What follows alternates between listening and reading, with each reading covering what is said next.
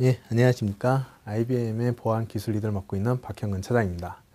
오늘은 2막 IBM Security Engineering Framework, IBM의 SDLC죠. 이 방법론과 그 다음에 최신 테스트 방법론, 이 두 가지에 대해서 알아보는 시간을 갖도록 하겠습니다. 오늘의 그 아젠다는 보안 개발 라이프 사이클에 대해서 한번 알아보고요. 그 다음에 IBM Securing Engineering Framework에 대해서 이제 알아보도록 하겠습니다. 그 다음에 마지막 세 번째로 보안 테스트 방법론에 대해서 이제 알아보는 시간을 갖도록 하겠습니다. 먼저 강의에 들어가기 앞서서 전 강의 시간에 제가 이제 다 하지 못한 얘기가 있어서 그거 먼저 하도록 하겠습니다. IBM 이제 보안 역량에 대해서 좀 더 소개를 드리려고 하는데요. IBM이 이제 보안 비즈니스를 한다, 아니면 IBM이 보안 솔루션을 이제 판다, 아니면 IBM의 보안 기술을 얘기할 때 IBM 뭐 하드웨어라든가 아니면 뭐 메인프레임 이런 서버 기반 중심으로 이제 생각하시는 분들이 많으신데요. IBM은 굉장히 뭐 비즈니스 영역이 많은 것도 사실이지만은 굉장히 최고의 그런 보안 전문 회사입니다. 그래서 보안 전문 회사이고요.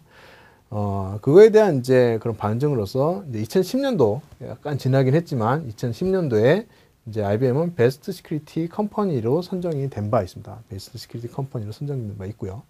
그다음에 이제 아직 이제 올해 통계는 나오지는 않았으니까 이제 작년에 이제 같은 회사 발표한 이제 세계 보안 소프트웨어 시장 점유율을 보면 IBM이 4위죠. 4위에 랭킹이 되어 있습니다. 그래서 전 세계적으로 보안 매출 네 번째로 큰 회사가 IBM입니다. 그래서 여기서 보시면은 1, 2, 3위의 회사가 공통점이 있죠. 어떤 공통점이냐면 뭐 아시는 분도 알겠지만 안티바이러스, 소위 말해서 일반 사용자들을 소비자들을 대상으로 보안 비즈니스를 주로 하고 있는 회사들입니다. 그 반면에 IBM은 이제 B2B, 그죠?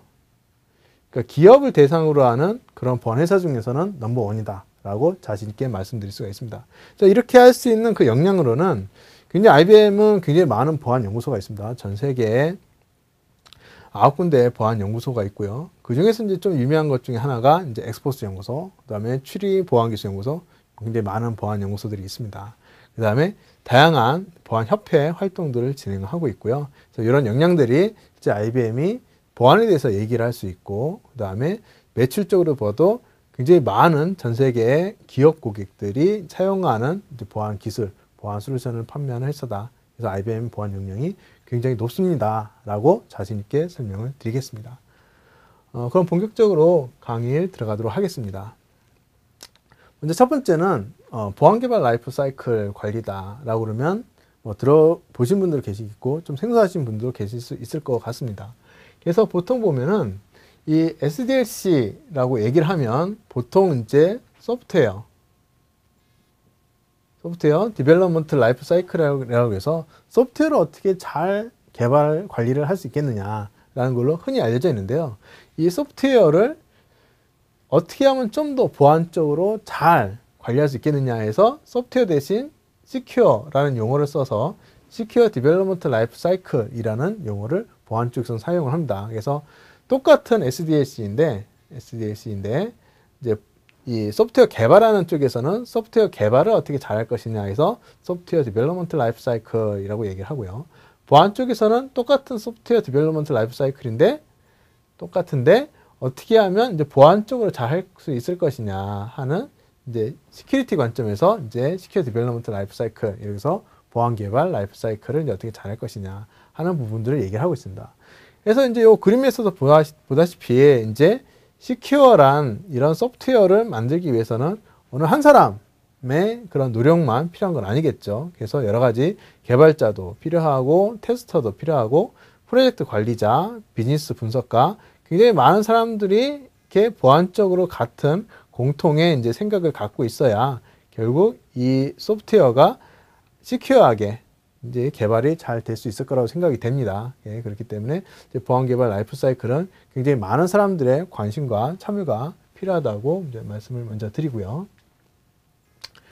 그 SDLC 어떻게 보면은 굉장히 이 프로세스 정립도 해야 되고 굉장히 어려운 작업일 수 있습니다. 하지만은 이 SDLC도 보면은 법적으로 반드시 해야 되는 그런 근거사항이 있습니다. 근거사항이 있는데 뭐냐면 첫 번째로는 1강에서 봤다시피 개인정보보호법에서도 보면은 이 안정성 확보 조치 기준에서 보면은 이제 어떤 개인 정보를 이제 인터넷 홈페이지, 그죠? 홈페이지 상이나 아니면 외부에 대외 공개된 그런 그 사이트에 이제 할 경우에는 이 외부에 유출되지 않도록 굉장히 그 관리를 철저히 해야 되기 때문에 실제 이런 인터넷 홈페이지나 이 대외적으로 서비스하는 그런 소프트웨어에 대해서는 굉장히 시큐하게 잘 개발될 수 있도록 관리 조치하는 것들이 필요하고요.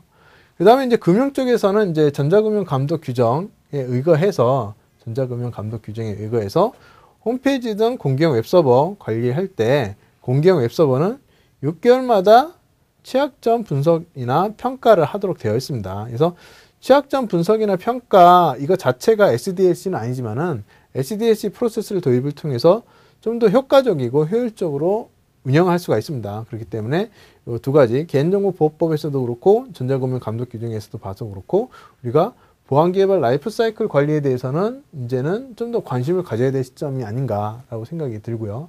그 다음에 이제 앞서서 이제 1강을 보셨으면 굉장히 기본적인 보안 취약점, 약 2004년도부터도 얘기를 지속적으로 이제 이 보안 분석가들이 해왔던 그 얘기들, 보안 전문가들이 해왔던 얘기들이 아직도 똑같이 보안 취약점으로 있는 것들은 가장 근본적인 거.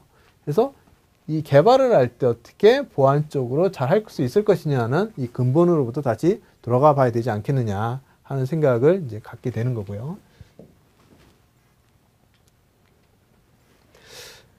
근데 그렇게 하기에는 상당히 뭐 여러 가지 어려운 점이 많습니다. 그래서 우리 소프트웨어 개발 현실을 이제 좀 돌아보면요. 우선은 이제 뭐 지원이나 이런 것들이 굉장히 좀 많이 부족합니다. 부족하기 때문에 이제 뭐 이제 그 보안적으로 전문성을 갖고 있는 개발자들도 이제 많이 없으시고요. 그 다음에 이제 개발 자체도 굉장히 성과 위주입니다. 그죠?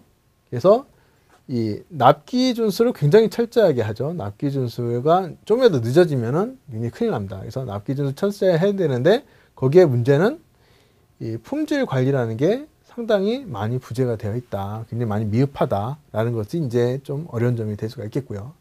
그 다음에 이제 이 개발자분들도 이 보안에 대해서 이제 잘 모르기 때문에 굉장히 수동적이세요. 수동적으로 이제 대응을 이제 하시게 되겠고요. 또 보안 담당자들도 이 개발자랑 커뮤니케이션 하기가 상당히 어렵다 보니까는 단순히 체크리스트 기반으로 이제 이 보안적으로 안전한지 안 한지를 합니다. 근데 체크리스트의 맹점은 체크리스트에 포함되지 않는 것들은 그대로 이제 그 취약점이 노출될 수 있다라는 이제 문제점이 있고요. 이제 그러다 보니까는 이 취약점 관리가 상당히 불충분하죠. 불충분하게 되고요. 또 이제 개발자에 대한 보안 교육이나 훈련 자체도 상당히 많이 부족합니다. 부족하고 또 그러다 보니까는 이 개발자들이 어플리케이션 보안에 대한 인식이 상당히 부족한 경우도 많이 있습니다. 사실은 이 개발자뿐만이 아니라 어떤 프로젝트 관리자라든가 아니면 이제 QA 담당자라든가 이런 분들이 어플리케이션 보안에 대한 인식이 부족한 경우가 상당히 많이 있습니다. 그래서 어플리케이션 보안은 누구 담당 책임이냐 하면은 보안 담당자 책임이다. 이렇게 일임하는 경우 굉장히 많이 있고요. 사실 그렇게 해서는 어플리케이션 보안을 확보하기 상당히 어렵습니다. 그래서 이 어플리케이션을 개발하는 모든 참여자, 그래서 예를 들면 개발자부터 시작해서 테스터, 그 다음에 뭐 프로젝트 관리자, 그 다음에 디벨롭먼트 관리자, 그 다음에 뭐 예를 들면 라이브러리라든가 하여튼 모든 그런 관계자들이 이 어플리케이션 보안에 대한 인식을 가지고 접근을 해야 좀 더 그 안전한 그런 어플리케이션 개발이 가능할 것 같고요. 그 다음에 이제 표준화 자체, 그죠? 보안을 이제 잘 모르다 보니까는 표준화 상당히 중요합니다. 그래서 보안적으로 표준화한 것들을 많이 개발자들이 활용을 하면은 보안에 대한 교육이 좀 잘 안 돼 있더라도 어느 정도 수준의 보안을 달성할 수 있는데요. 표준화 자체도 굉장히 불충분하다는 거죠. 불충분하고 또 표준화 안 되는 경우도 많이 있고요.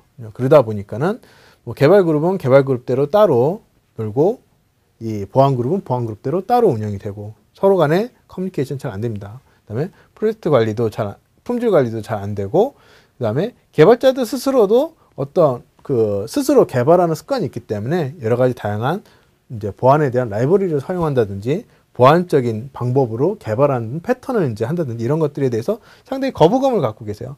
예, 그렇기 때문에 이런 것들 때문에 이제 보안 개발 라이프 사이클을 도입해야 될 당위성도 되는 거고요. 실질적으로 도입했을 때 어려운 점도 됩니다. 그래서 이런 것들을 고려해서 이제 보안 개발 라이프 사이클을 잘 정립해야 되는 이제 그런 숙제를 이제 풀어야 될 상황이 이제 되겠고요.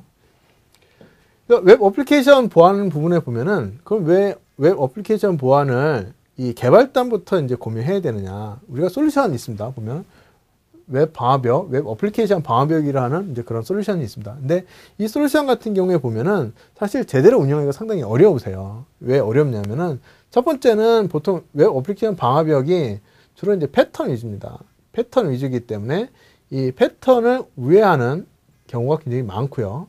우회하는 경우가 많고, 새로운 공격 기법, 새로운 공격 기법의 대응이 상당히 어렵습니다. 상당히 어렵고요.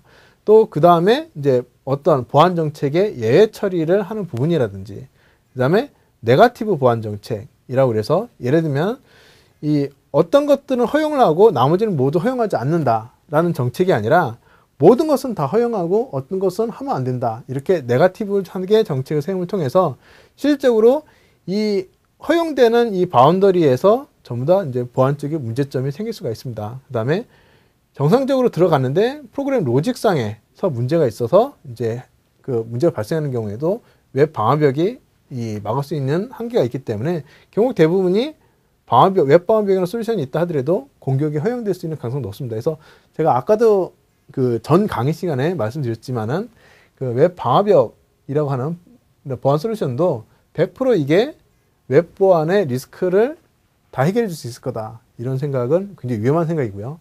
그래서 이런 것들을 요 웹 방화벽은 그냥 어느 정도의 리스크를 완화시켜주는 툴이라 생각을 하시고 또 다른 리스크를 어떻게 그럼 해결할 것이냐 하면은 이제 웹 어플리케이션 개발단에서 이제 어느 정도 안전한 이제 그러한 프로그램을 하게 되면은 이 두 가지의 그런 그 보안 통제 수단이 서로 이제 시너지를 내서 좀 더 안전한 그런 웹 보안 환경을 만들 수 있을 거라고 봅니다.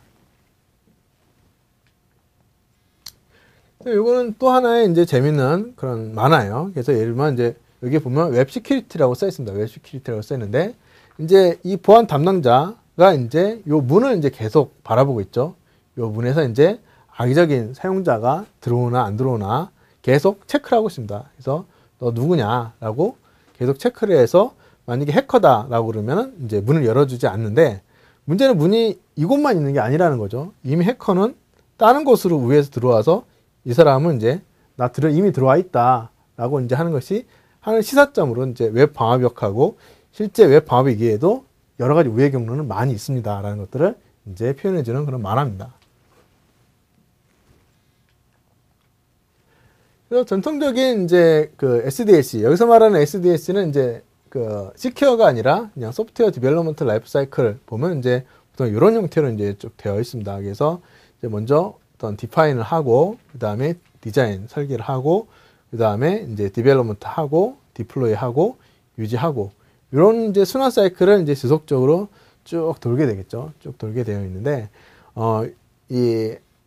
이 소프트웨어 디벨롭먼트 라이프 사이클에 대해서 이제 시큐어하게 한다고 하면, 시큐어한 관점을 메인테인 레벨에서 시큐어한 관점을 볼 거냐, 디벨롭먼트 레벨에서 시큐어한 관점을 볼 거냐, 그 다음에 디플로이 관점에서 시큐어한 관점을 볼 거냐, 그 다음에 디벨롭먼트 레벨에서 시큐어한 관점을 볼 거냐, 아니면 디자인 수준에서 시큐어한 관점으로 볼 거냐, 아니면 디파인 레벨에서 시큐어한 관점 보냐에 따라서 굉장히 달라집니다. 그래서 아무래도 좀 더 앞 단계에서 보안적인 관점, 보안 요구사항을 수용을 해서 적용했을 때가 실제 이 뒤에 단, 메인테인 단계나 디플로이 단계까지 와서 보안적인 관점이나 보안적 요구사항을 고려할 때보다 훨씬 더 비용이 절감이 되고 좀 더 그 보안에 대해서 효과적인 접근이 가능합니다. 그래서 가급적이면 이 아래 수준보다는 좀 더 윗 수준에서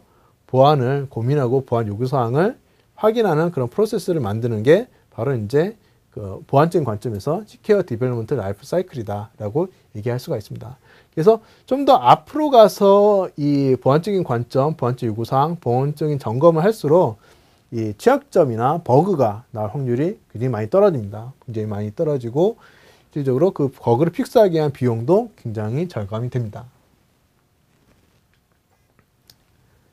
그래서 IBM도 소프트웨어를 만드는 회사입니다. IBM도 소프트웨어를 만드는 회사고 IBM도 굉장히 많은 개발자를 갖고 있습니다. 그래서 IBM도 굉장히 많은 개발자를 갖고 있는데 IBM도 그래서 SDLC가 있습니다. Secure Development Life Cycle을 IBM Secure Engineering Framework이라고 명명을 하고 있고요. 이 IBM Secure Engineering Framework에는 크게 5가지의 도메인으로 구성이 되어 있습니다. 5가지의 도메인으로 구성이 되어 있고요.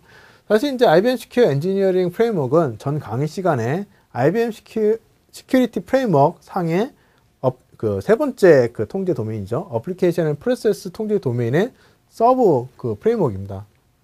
서브 프레임워크이고요. 서브 프레임워크 내에서 보면은 5가지 통제 도메인 첫 번째 보안 개발 교육과 인식, 그 다음에 프로젝트 계획, 그 다음에 어플리케이션 보안 요구사항, 그 다음에 보안 코딩과 구현, 그 다음에 보안 테스트와 취약점 평가, 이렇게 5가지의 그런 단계로 되어 있습니다. 그래서 이 프로젝트를 이제 시작을 할 때 프로젝트에 관련된 사람들은 전부 다 이 IBM의 보안 개발 교육 코스를 반드시 밟아야 된다. 보안 개발 교육을 받고 보안 인식 교육을 받는 이제 그런 훈련 활동을 이제 합니다. 그래서 보안 개발 교육과 인식 활동을 받고요. 그 다음에 프로젝트 계획 단계에서 보안을 고려해서 프로젝트 계획을 잡습니다. 그래서 어느 시점에 어떠한 보안 활동을 할 것이고 어떠한 보안 테스트를 할 것이고 어떻게 그걸 검증할 것인지에 대해서 프로젝트 계획 단계에서부터 보안을 고려해서 이제 이 프로젝트 계획을 하고요. 그 다음에 어플리케이션 보안 요구사항을 이 비즈니스 분석가부터 시작해서 굉장히 많은 사람들이 어플리케이션 보안 요구사항을 냅니다. 어플리케이션 보안 요구사항을 내고 그 다음에 그런 것들을 그 요구사항 관리 그 프로세스에 따라서 이제 반영을 하고 이제 그런 것들 해결을 할 것인지에 대해서 고민하겠죠. 그래서 이 코딩에 직접적으로 보안 코딩과 구현을 이제 진행하게 되고요. 마지막으로는 이 앞서서 봤던 이 어플리케이션 보안 요구사항이 실제 보안 코딩과 구현에 있어서 적절하게 잘 구현됐는지를 마지막 보안 테스트와 취약점 평가를 통해서 관리를 하고 있습니다. 그래서 IBM은 크게 5가지의 프레임워크를 기반으로 해서 이제 시큐어 디벨롭먼트 라이프 사이클을 이제 구성을 하고 있고요. 각각에 대해서 좀 더 세밀하게 살펴보도록 하겠습니다. 그래서 그 보안 개발 교육과 인식들에 보면은 우선은 이제 아까도 얘기했듯이 이 현업 개발자 모두 포함합니다. 모두 포함해서 관련되어 있는 모든 사람이라고 하면은 즉 프로젝트에 참여하는 모든 사람들한테 이 보안 개발 인식에 대한 그런 교육을 이제 진행합니다. 인식에 대한 교육을 해서 차별화된 훈련과 교육을 행합니다. 그래서 차별화된다는 것은 무슨 뜻이냐면은 이 프로젝트에 참여하는 그런 참여자들이 각각의 역할이나 이런 하는 일에 따라서 이 보안 교육이나 내용이 달라질 수가 있습니다. 그래서 이 달라지는 차별화된 훈련과 교육을 다 수행을 통해서 이제 뭐 궁극적으로는 개발자 관점에 있어서는 이제 시큐어 코딩을 이제 잘 할 수 있도록 이제 서포트를 하는 거고요. 그 다음에 이제 현업이나 프로젝트 관리자, 개발 관리자, 품질 관리자 같은 경우에는 전부 다 이 보안 요구사항을 어떻게 잘 관리하고 반영하고 확인할지에 대한 사항들에 대해서 훈련을 받는다고 보시면 됩니다. 그래서 요 각각의 모든 참여자들이 어쨌든 차별화된 교육 훈련이나 교육을 이제 받는 그런 형태로 이제 이 단계에선 진행이 되고요. 그래서 보안 개발 교육과 인식은 이제 IBM의 시큐어 엔지니어링 프레임워크 또 IBM의 SDLC에서 상당히 중요한 단계로 인식이 되고 있습니다.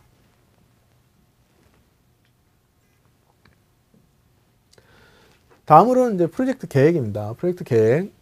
프로젝트 계획은 우선은 아까 말씀드렸다시피 모든 일정 계획 내에 보안 관련된 일정을 반드시 넣도록 되어 있습니다. 그래서 일정 계획에 보안이 뭐 그냥 그 책임 없이 그냥 어떤 담당 사람이 그냥 임의의 시간을 잡는 게 아니라 일정 계획 내에 정확하게 보안에 관련된 태스크를 정의하고 태스크에 따른 이런 오너십을 정의하고 정확한 듀 데이트 일정을 정확하게 수립을 해서 프로젝트 관리 하에 보안 관리가 포함되도록 하고 있습니다. 그래서 보안에 대한 일정이나 이런 것들을 프로젝트 관리 하에 정확하게 녹여서 이제 수행이 되도록 하고 있고요.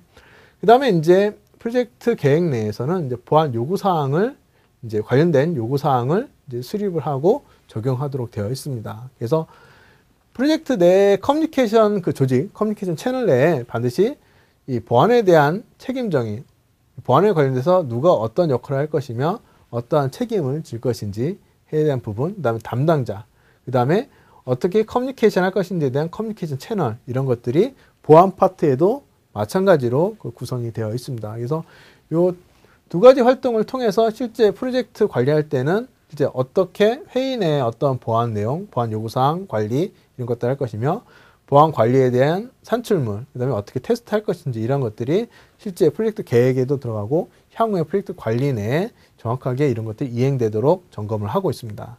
그 다음에 보안 프로세스에 대해서도 뭐 구체적이지 않다 한다 그러면 뭐 2단계에서 명확하게 보안 프로세스를 정의를 하고요.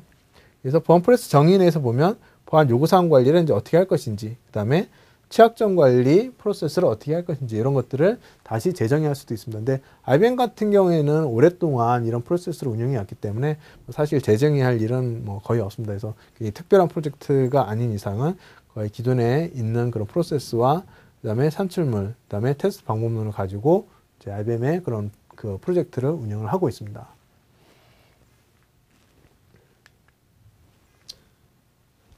다음으로는 이제 어플리케이션 보안 요구사항입니다. 그래서 어플리케이션 보안 요구사항의 장에서는 우선 이제 비즈니스 분석가나 이제 여러 사람들을 현업들을 통해서 주요 비즈니스 위험을 이제 식별을 하고요. 이 식별된 그 위험들을 가지고 보안 요구사항들을 도출하고 식별하고 정의를 합니다. 그렇죠? 그 다음에 이제 어떠한 어플리케이션과 환경 내에서 이제 이 보안 요구사항을 이제 구현해야 될 것인지에 대해서 이제 정의가 필요하고요. 그 다음에 어떤 컴포넌트를 활용을 할 거며 그 컴포넌트의 보안 기능이 어떤 거고 실제 이 컴포넌트가 서드 파티인 경우에는 어떻게 이제 우리 보안 요구 사항들이 충족하는지를 확인해야 되겠죠. 미트하는지를 이제 하는 테스트 방법이라든지 이런 것들도 정의를 합니다. 그다음에 이제 위험 모델링 같은 것들도 수행을 하는데요. 위험 모델링은 뭐냐면은 위협 시나리오라고도 얘기를 합니다. 그래서 어떠한 위협들이 어떤 환경에서 어떤 흐름으로 있는지를 하나하나 유스 케이스별로 시나리오를 작성을 해서 거기에 대한 대응 방안 이런 것들을 고민하는 것이 위험 모델링인데 위험 모델링을 이제 수행을 한다든가 여기서 이제 요구사항 식별을 정의하고 환경 정의하고 이런 것들을 통해서 궁극적으로는 이제 보안적으로 달성해야 될 목표 그다음에 우리가 개발할 때 어떤 KPI를 이제 정의할 것인지 이런 것들이 이제 여기에 나오게 됩니다. 그 다음에 도입해야 될 보안 표준이 있다면 보안 표준을 정의하고요. 그 다음에 이제 IBM도 이제 보안 쪽으로 시큐하게 모든 개발자들이 다 한다고 볼 수는 없겠죠. 그래서 이제 그런 것들이 부족한 경우에는 보안 개발을 이제 도와줄 수 있는 여러 가지 멘토 프로그램 이런 것들이 이제 운영이 될 수가 있습니다. 그래서 이런 것들을 토대를 통해서 어플리케이션 보안 요구 사항을 정확하게 정의하고 반영하고 그 다음에 이제 다음 장에서 이제 이것들을 이제 구현을 하게 되겠죠. 그래서 앞서 이제 그 통제 도메인에서 어플리케이션 보안 요구 사항들의 정의가 이제 끝나면은 이제 보안 코딩과 구현 단계가 이제 오게 됩니다. 그래서 말씀드렸다시피 이제 안전한 보안 코딩. 안전한 보안 코딩의 이제 기본이라고 하면 인풋 값, 그 다음에 프로세싱, 그 다음에 아웃풋. 요 세 가지 단계에 대해서 어떻게 데이터를 검증하고 데이터가 변조되지 않고 정확하게 데이터를 딜리버리 할 것인지 요거에 각각에 대해서 이제 시큐어하게 코딩하는 여러 가지의 이제 기법들이 이제 나올 수 있겠고요.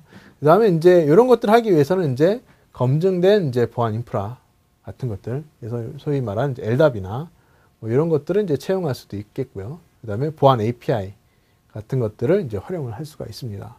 그래서 이제 이런 것들을 이제 좀 더 구체화한다 그러면 이제 이 보안 표준화, 보안 개발 표준화라는 것들이 얘기가 될 수 있겠고요.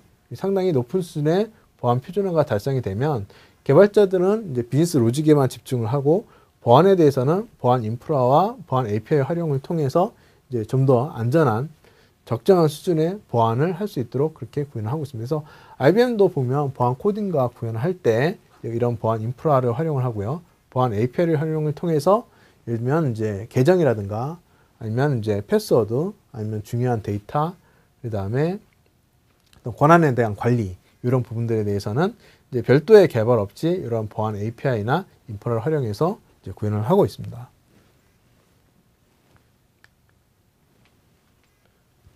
마지막으로 이제 이렇게 구현을 다 하게 되면 뭐 구현 중간중간에도 이제 마찬가지겠습니다만은 결국 궁극적으로는 이제 정말 요구사항이 정확하게 잘 구현이 되는지를 이제 테스트를 하고, 그 다음에 발견된 취약점들에 대해서는 평가도 하고 이제 관리도 이제 수행을 해야 됩니다. 그래서 이런 것들을 하기 위해서 보안은 품질 관리의 이제 일부분으로 이제 돼야 되겠고요. 그 다음에 굉장히 다양한 이제 테스트 기법, 테스트 방법론, 이런 것들을 통해서 이제 진행해야 됩니다. 그래서 보면은 이 요구사항 이제 수립 단계라든가 아니면은 뭐 예를 들면 설계 단계, 여기에서 보면 대부분이 수작업 조사나 이제 검토, 이런 부분에 이제 액티비티들이 이제 굉장히 많이 있겠죠. 그다음에 위험 모델링도 이제 설계 단계에서 이제 많이 할 수 있을 것 같고요. 설계나 분석 단계. 그렇죠? 그다음에 이제 코딩 단계에 있어서는 이제 소스 코드 검토, 이런 것들이 있을 수가 있습니다. 그래서 이제 코딩 단계에 있어서는 이제 소스 코드 검토 통해서 뭐 정적 분석이라든가 화이트박스 테스팅, 이런 것들이 이제 진행이 될 수 있을 겁니다. 그 다음에 이제 디플로이 단계에는 이제 무해킹이라든가 뭐 동적 블랙박스 테스팅, 그래서 배포 이후 배포 운영 단계에 있어서는 이제 이런 것들이 될 수 있겠고요. 사실 이제 이렇게 단계적으로 되어 있긴 하지만은 궁극적으로는 이제 전체 라이프 사이클에 걸쳐서 지속적으로 보안 테스트와 그다음에 보안 테스트 방법론들을 개발을 해서 적용을 해야 됩니다. 그래야 이제 SDLC가 이제 완성이 되는 거죠. 그래서 IBM에서 보면 이제 이러한 이제 라이프 사이클을 이제 갖고 있습니다. 그래서 프로젝트 이제 개시 시점에 이제 보안 요구 사항을 수집하는 단계고요. 그 다음에 이제 프로토타입 및 이제 아키텍처링 하는 부분. 그 다음에 실제 코딩 및 뭐 테스트, 뭐 문서화 하는 단계. 그 다음에 개발이 완료되면 이제 배포, 뭐 유지 보수 운영, 이렇게 되겠죠. 그래서 여기서 보면은 프로젝트 개시 단계부터 보안에 관련된 기본 활동들을 지속적으로 합니다. 지속적으로 하고요. 그 다음에 이제 프로토타입 및 아키텍처 단계에 있어서도 아키텍처 분석을 합니다. 분석을 하고 보통 여기에는 보통 리뷰, 검토에 대한 단계들이 이제 대부분 많이 들어갑니다. 그래서 설계에 대한 검토라든가 아키텍처에 대한 검토라든가 이런 것들을 통해서 이제 보안 쪽으로 계속 분석을 하는 거죠. 보안 쪽으로 분석하는 거고, 코딩 단계에 이제 넘어오게 되면은 이제 정적 분석, 그 다음에 내재화된 그런 보안 인프라나 API를 이제 활용을 많이 하고요. 그 다음에 이제 수시로 이제 동적 분석을 이제 같이 가미를 하면 통해서 이제 이 보안에 대한 이제 코드가 보안적으로 잘 개발되었는지를 지속적으로 계속 확인합니다. 지속적으로 계속 확인하고요. 그 다음에 이제 개발이 완료가 되면 이제 여기서는 이제 QA 레벨이죠. QA 레벨에서 정적 분석과 동적 분석, 이런 것들을 또 가미를 다시 한번 해서 취약점을 이제 분석을 다시 한번 하게 됩니다. 다시 한번 하게 되고, 그다음에 유지보수나 운영이나 배포 단계에서도 이제 보면은 이제 뒤에 다시 설명을 드리겠지만 요즘에는 테스트 방법 기법 중에 글래스박스 테스트라고 해서 이 운영 중에 런타임 레벨로 지속적으로 테스트하는 그런 기법들도 나와 있습니다. 그래서 그런 기법들을 기본으로 통해서 여러 가지의 테스트를 지속적으로 하는 것이 일단 SDLC의 굉장히 핵심적인 활동 중에 하나입니다.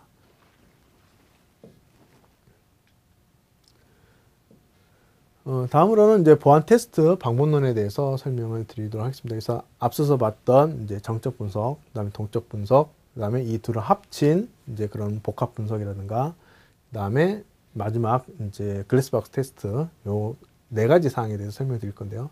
소프트웨어 개발 공정은 뭐 일부 이제 자르긴 했습니다만 이제 코딩 단계, 그다음에 빌드 단계, 그다음에 QA 단계, 그다음에 보안, 그다음에 프로덕션, 이렇게 5가지의 그런 부분으로 다시 한번 분류해 볼 수 있겠고요.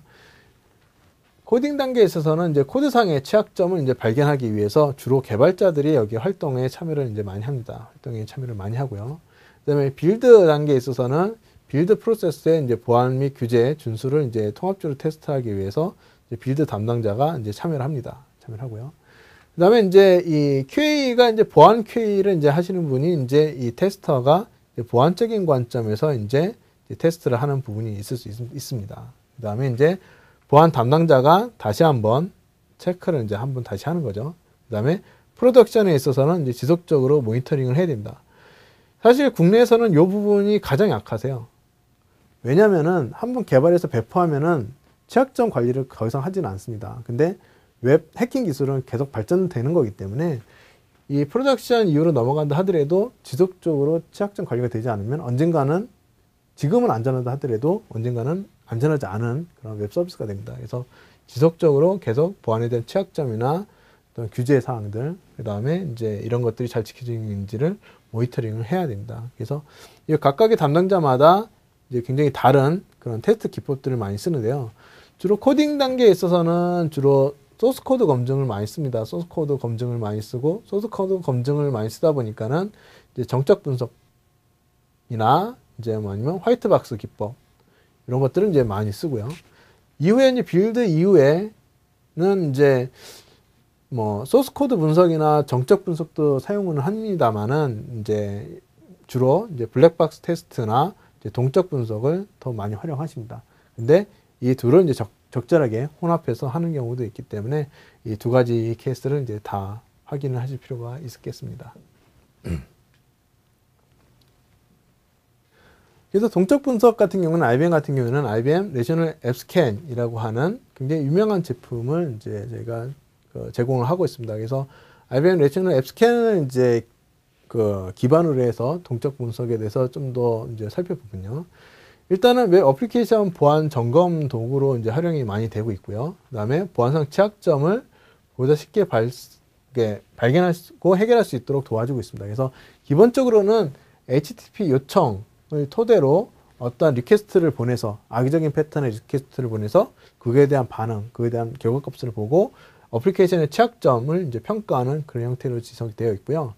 IBM 내셔널 앱스캔 같은 경우에는 단순히 이 블랙박스 테스팅이나 아니면은 이제 동적 분석만 하는 게 아니라 이 리스폰스로 오는 자바스크립트에 대해서 정적 분석을 수행을 합니다.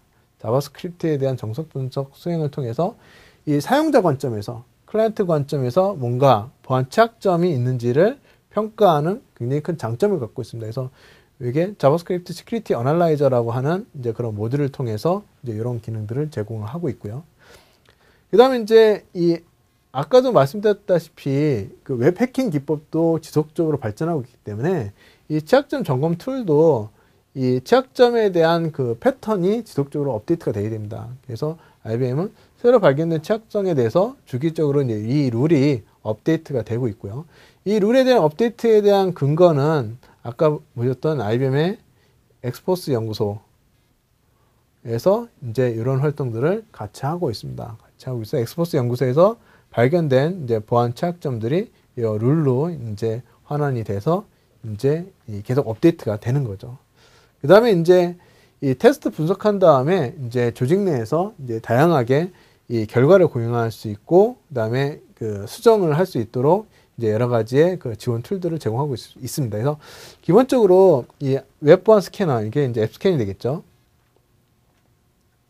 앱 스캔이 HTTP 리퀘스트를 통해서 이 해당 웹 어플리케이션에 이제 어떤 악의적인 그런 패턴이 담긴 리퀘스트를 이제 보냅니다. 보내면은 여기에 대한 응답, 취약한 응답 같은 것들, 예를 들면 뭐 정보가 공유된다든지 아니면 보지 말아야 될 그런 디렉토리가 뭐 노출이 된다든지 아니면 인증을 우회한다든지 아니면 뭐 여러 가지 크로스 사이트 스크립팅이 뭐 허용이 된다든지 여러 가지 사항들이 이제 응답에서 이제 그 결과값도 나오겠죠. 나오는 결과값들을 이제 이 스캐너에서 분석을 통해서 실제 이런 형태로 그래서 어떠한 취약점이 있고 그다음에 어떻게 이걸 해결해야 될지에 대한 그 가이드를 제공함을 통해서 이 개발자들이 이 결과값을 가지고 이제 이 내용들을 수정할 수 있도록 그렇게 서포트를 하고 있습니다.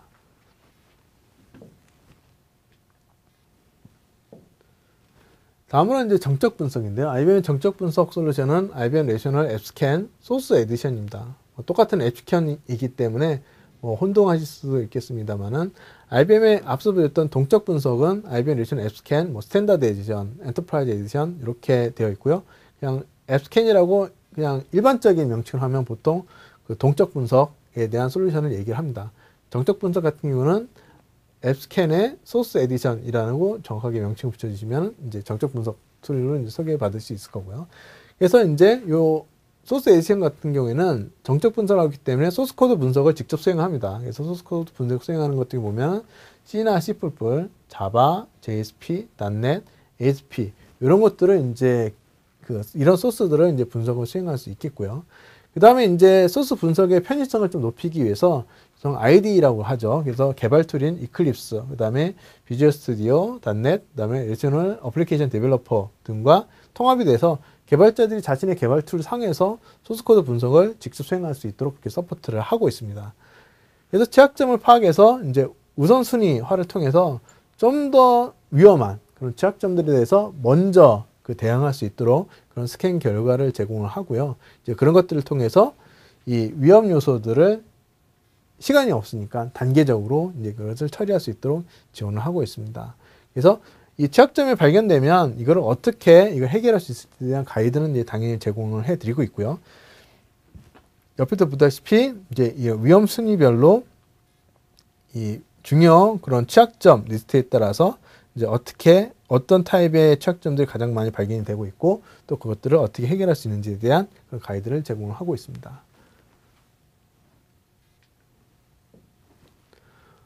복합 분석 같은 경우에는 블랙박스 테스팅하고 화이트박스 테스팅의 결과를 서로 연계를 시킵니다. 그래서 예를 들면은 이제 동적 테스트 같은 경우는 이제 보통 QA나 보안 감사자나 뭐 여러 테스터 분들이 이제 쭉 수행을 하시고요. 그 다음에 이제 이쪽 정적 분석은 보통 이 개발자들, 데벨로퍼들이 이제 수행을 하셔서 이제 서로 이제 이 문제되는 소스가 실제 외부에서 공격 가능한지를 파악을 하는 겁니다. 그래서 여기에 취약점이 있는데 실제 외부에서 공격이 가능한지 안 한지 이런 것들 연계 분석을 통해서 조금 더 외부에서 공격 가능한 조금 더 크리티컬한 그런 취약점들을 먼저 우선순위를 둬서 이제 수정할 수 있게끔 그렇게 지원을 하고 있고요. 그래서 서로 간에 감사를 할 수도 있고 서로 간에 시너지를 낼 수 있도록 이렇게 하는 이 분석. 그래서 정적 분석과 동적 분석을 함께 연관시켜서 하는 분석을 이제 복합 분석이라고 얘기를 하고 있습니다.